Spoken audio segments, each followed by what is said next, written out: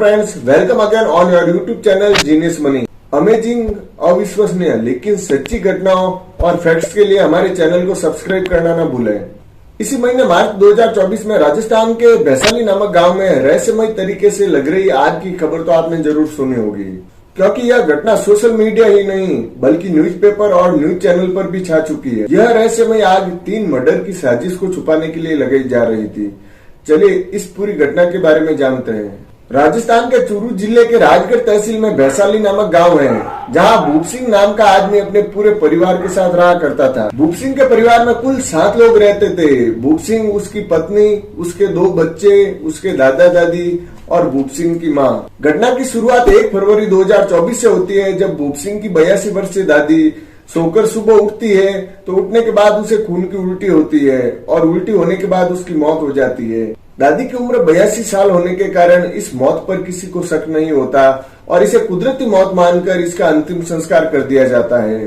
दादी की मौत के करीब 12 दिन बाद यानी 13 फरवरी 2024 को भूप सिंह के 4 वर्षीय छोटे बेटे की भी मौत कुछ इसी हालात में हो जाती है और हिंदू धर्म के अनुसार छोटे बच्चे की मौत हो जाने पर उसे अग्नि न देकर जमीन में दफन किया जाता है। इसी तरह भूप सिंह के 4 वर्षीय बेटे गुरवीत को भी जमीन में दफना दिया जाता है।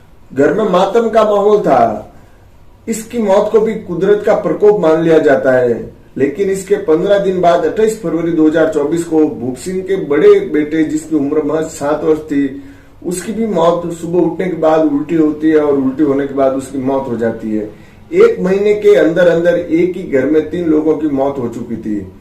अब इस मौत ने लोगों के मन में शक पैदा कर दिया। भूप सिंह के परिवार और ग्रामीणों को साजिश की बू आने लगती है, लेकिन अगले दिन अनुराग का भी अंतिम संस्कार कर दिया जाता है और जब ग्रामीण और घरवाले वापस भूप सिंह के घर लौटते हैं तो वहां पर देखते हैं कि एक दीवार पर खूंटी में टंगे कपड़ों में अचानक से आग लग जाती है।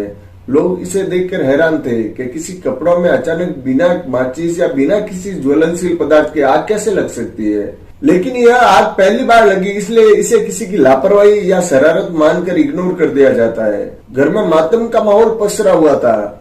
घर की मुखिया दादी के साथ साथ घर के 2 दीपक भी बुझ चुके थे। घर वालों का हाल बेहाल था, लेकिन 1 मार्च को वह आग वापस उनके घर में लगती है और इस तरह आग का सिलसिला शुरू हो जाता है। आग कभी कपड़ों में, कभी बिस्तर में, तो कभी रसोई में लगने लगती है।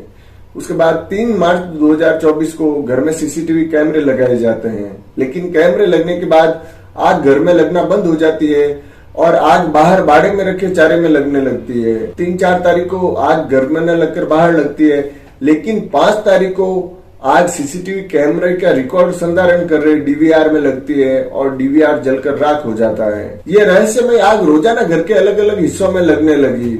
उसके बाद आसपास लोगों में यह बात आग की तरफ फैल जाती है। यह घटना न्यूज चैनल्स के माध्यम से पूरे देश में फैल जाती है। उसके बाद मरता आखिर क्या न करता, तो लोगों के कहने पर सब लोगों ने सोचा शायद ये भूत प्रेत का साया या फिर बुरी शक्तियों का साया हो, इसलिए तांत्रिकों को बुलाया जाता है। तांत्रिक वहां पर आते भी है और 9 मार्च की रात वहां पर तांत्रिक कर्मकांड की प्रक्रिया शुरू करते हैं। रात 3 बजे तक कर्मकांड की प्रक्रिया पूरी की जाती है और जैसे तांत्रिक वहां से जाने लगते हैं और उस घर में आग दोबारा लगती है। उसके बाद यह बात धीरे धीरे पुलिस को पता चलती है। पुलिस वहां पर आती है और तांत्रिकों को अंधविश्वास फैलाने के आरोप में गिरफ्तार कर लेती है, जिससे ग्रामीणों में बहुत ही पुलिस के प्रति क्रोध व्याप्त हो जाता है कि न तो पुलिस किसी प्रकार की मदद कर रही है और जिन तांत्रिकों को मदद के लिए बुलाया गया था उन्हें भी पुलिस पकड़ कर ले गई। उसके बाद पुलिस की गाड़ी पर पथराव भी किया जाता है।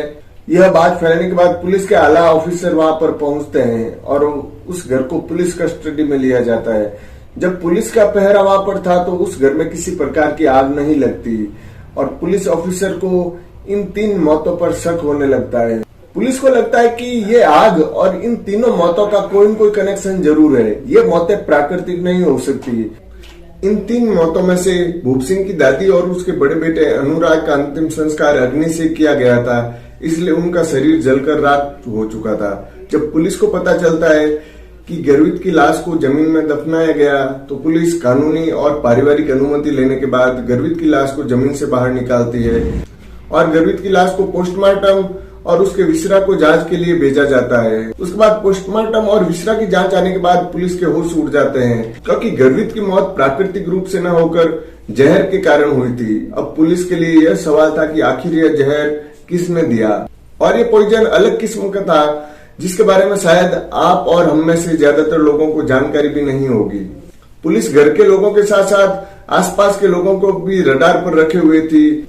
उसके बाद पुलिस को पता चलता है कि भूप सिंह एक मेडिकल की दुकान चलाता है। भूप सिंह ने जीएनएम का कोर्स भी कर रखा है और कुछ समय पहले भूप सिंह राजगढ़ के एक हॉस्पिटल में कंपाउंडर के तौर पर नौकरी भी कर चुका है। उसके बाद पुलिस भूप सिंह और उसकी पत्नी को गिरफ्तार करती है और उनसे सख्ती से पूछताछ की जाती है। पूछताछ करने के बाद भूप सिंह की पत्नी को रिहा कर दिया जाता है, लेकिन भूप सिंह आखिर पुलिस के आगे कब तक टिक पाता, वह अपना गुनाह कबूल कर लेता है। भूप सिंह पुलिस को बताता है कि उसने अपनी दादी को खांसी की दवा में यह जहर मिलाकर पिलाया था, जिसकी वजह से दादी की मौत हो गई। उसके कुछ दिनों बाद बारी बारी से उसने अपने दोनों बच्चों को भी यही जहर पिलाया था, जिसकी वजह से बच्चों की मौत हो गई। अब सवाल ये था कि आखिर उसने ये कत्ल क्यों किए, उसका जवाब भी आप जान लीजिए। असल में भूप सिंह को सिर्फ 2 कत्ल करने थे, वो भी अपने दोनों मासूम बेटों के। भूप सिंह ने इन दोनों बच्चों की हत्या करने के बाद बच्चों की मौत पर किसी को शक न हो, इसलिए भूप सिंह ने अपने दादी की भी हत्या की। भूप सिंह को अपने पत्नी के चरित्र पर शक था। उसे लगता था कि ये दोनों बच्चे उसके नहीं हैं, वो किसी और की संतान है। 28 दिन के अंदर घर में 3 मौत हो जाने के कारण लोगों को शक न हो, इसलिए भूप सिंह ने एक और साजिश रची। उसके लिए उसने इस्तेमाल किया सोडियम का। यह अदृश्य सोडियम पानी और ऑक्सीजन के संपर्क में आने पर अपने आप जल उठता है। भूप सिंह घर वालों की नजर से बचकर घर के अलग अलग हिस्सों में सोडियम का छिड़काव कर देता था, इसलिए कुछ देर बाद वहां अपने आप अचानक से रहस्यमय तरीके से आग लगने लगती थी। अगर गर्वित का भी अग्नि से अंतिम संस्कार किया गया होता तो शायद इस घटना का, इन तीनों मौतों के इस कातिल का पर्दा कभी न उठ पाता और ये कातिल कानून की नजर से बच के निकलने में शायद कामयाब हो पाता।